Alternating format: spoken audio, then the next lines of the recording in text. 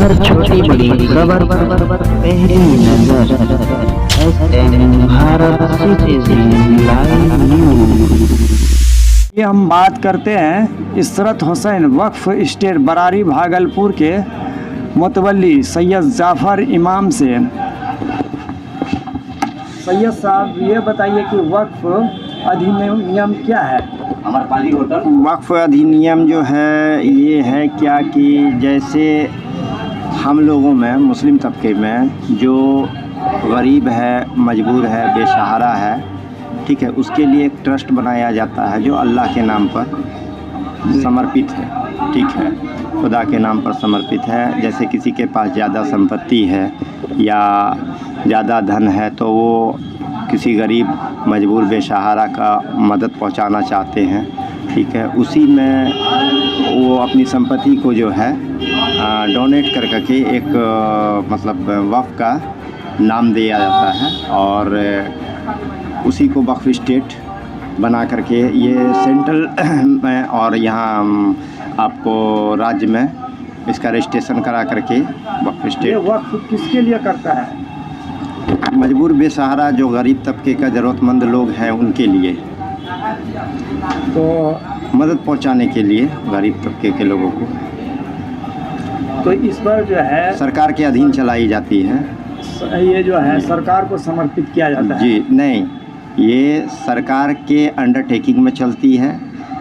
सरकार जो है इसकी निगरानी करता है, जेरे निगरान बिहार सरकार हो, सेंट्रल गवर्नमेंट। तो ये वक्फ जो किया जाता है ये तो अल्लाह के नाम पर किया जाता है, फिर इसमें जो है अब सरकार जो है इसमें दखलंदाजी क्यों कर रहा है? इसके दखलंदाजी का तो देखिए अभी इसमें जो है कोई सवाल ही नहीं है, क्योंकि जो कानून इस्लामिक तौर पर इस्लामिक के हिसाब से जो कानून के हिसाब से जो शरिया के हिसाब से आता है वो ऑलरेडी बना हुआ है, उसमें संशोधन की आवश्यकता नहीं थी।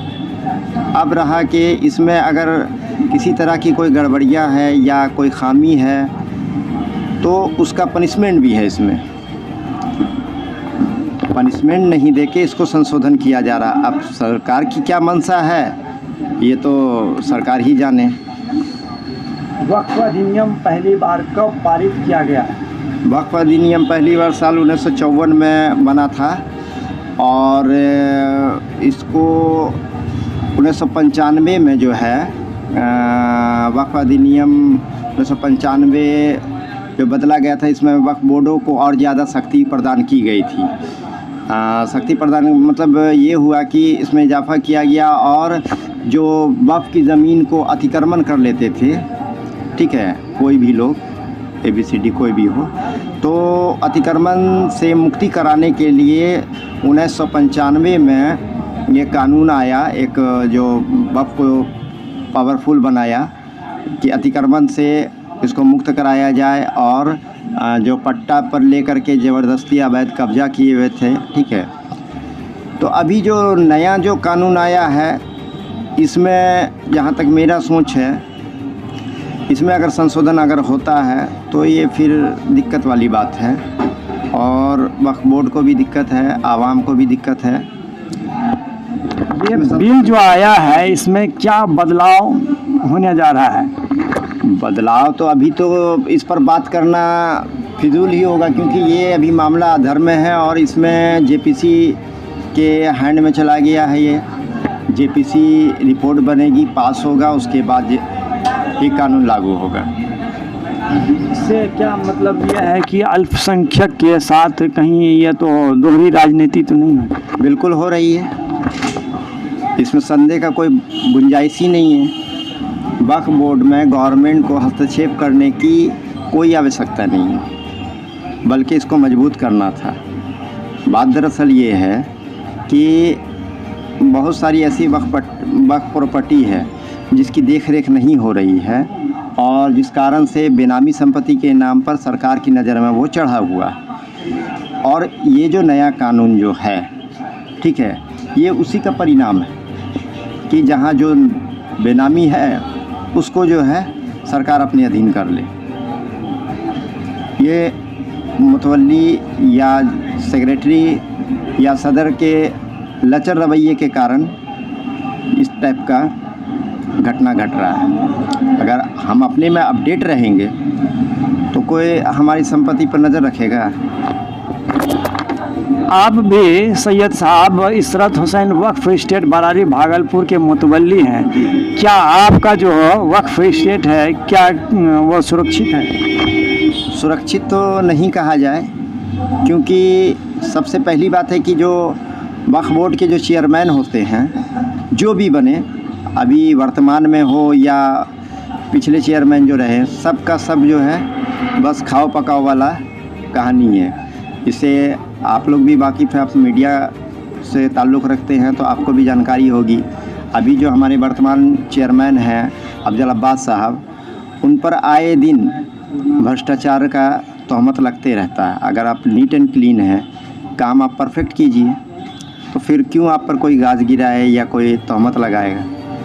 दूसरी बात ये है कि हमारे वक्फ स्टेट की जो बात की है, उसमें हमारे बहुत सारी ज़मीन है जो अतिक्रमण किया हुआ है, और अतिक्रमण का जो है कानून नहीं ला करके, उसको मजबूत नहीं करके ये तीसरा कानून आ रहा है। जो ज़मीन वक्फ की कुछ असामाजिक तत्व हो या भूमाफिया हो, जो दबंग लोग हैं वो ज़बरदस्ती कब्जा करके रखे हुए, उसको छुड़ाने के अलावे ये दूसरा कानून आ रहा है जो गोया कि सरकार को अतिक्रमण मुक्त कराने के बजाय जो है ये अल्पसंख्यकों पर अत्याचार हो रहा है। हाँ, ये अत्याचार हो रहा है। जो पहले इनको करना चाहिए वो काम नहीं हो रहा है, ये तीसरा काम आ गया बीच में।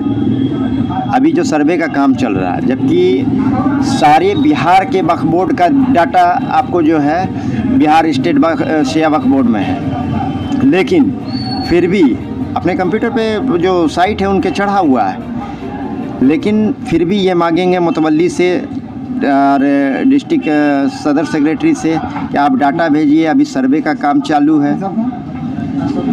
अपने तो कोई काम करते नहीं है, दूसरे को करने देते नहीं है। क्या अपील करेंगे सरकार से? क्या अपील करेंगे? से यही मेरा अपील यही है कि जो वक्फ कानून है उसको और मजबूत किया जाए, ना कि उसमें सेंधमारी की जाए। जो दबंग लोग हैं वो जो अतिक्रमण किए हुए हैं, इसके बारे में क्या कहना चाहिए? हम सरकार से यही मांग है हमारी कि जो मतलब वक्फ की संपत्ति है अतिक्रमण की हुई, उसको जो है अविलंब खाली कराया जाए। अगर सरकार अपना पावर ही दिखाना चाहती है और रूल के हिसाब से चलना चाहती है और वक्फ बोर्ड का भला करना चाहती है, तो सबसे पहले वक्फ की ज़मीन को अतिक्रमण मुक्त करे, उसके बाद नया कानून जो होगा। ऐसे तो जो भी वक्फ का मतलब कि ये होता है, जिला पदाधिकारी हमारे अध्यक्ष हैं हर वक्फ बोर्ड के, हर ट्रस्ट मठ के, उसके बावजूद भी जो है वक्फ की ज़मीन, मठ की ज़मीन, मंदिर की ज़मीन लोग कब्जा कर लेते हैं। क्या कहना चाहेंगे सरकार से? सरकार से यही मांग करना चाहेंगे कि इस बिल में कुछ होनी जानी है नहीं। अगर करना ही है तो वक्फ बोर्ड को मजबूत करें। मजबूत इस तरह से होगा कि सबसे पहले जो अतिक्रमण किया हुआ ज़मीन है उसको मुक्त कराए और वक्फ बोर्ड की संपत्ति को डेवलप करने के लिए योजना जो है आवंटन करें। क्या परिचय हुआ? मेरा नाम सैयद जाफ़र इमाम हुआ। मैं इशरत हुसैन वक्फ स्टेट बरारी भागलपुर का मुतवल्ली हूँ, शाह अधिवक्ता, सिविल कोर्ट पूर्णिया।